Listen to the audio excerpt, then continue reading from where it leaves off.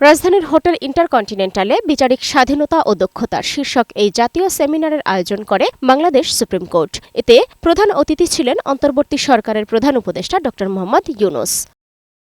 প্রধান বিচারপতি ড সৈয়দ রেফাত আহমেদের সভাপতিত্বে সেমিনারে বিচার বিভাগ সংস্কারের রোড ম্যাপ নিয়ে তথ্যচিত্র তুলে ধরা হয়।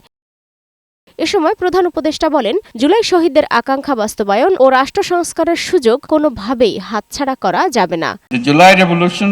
তরুণরা যে স্বপ্ন নিয়ে জুলাই অভ্যুত্থান করেছিল সেটা পূরণ করার দায়িত্ব আমাদের। তরুণরা দেশ নিয়ে যে স্বপ্ন দেখেছিল তা বাস্তবায়ন সম্ভব যদি সঠিক উপায়ে কাজ করা যায়। জুলাই অভ্যুত্থানের রাষ্ট্র সংস্কারের জন্য যে সুযোগ তৈরি হয়েছে তা আর কখনো আসবে না। এ সুযোগ হারাতে দেয়া যাবে না।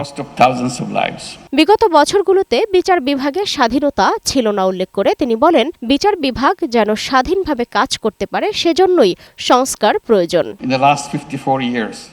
স্বাধীনতার পর ৫৪ বছরে যে সংস্কারগুলো অসম্পূর্ণ ছিল তা পূরণ করাই এখন অন্তর্বর্তী সরকারের মূল লক্ষ্য। এই সংস্কারের সুযোগ এনে দিয়েছে জুলাই গণঅভ্যুত্থান।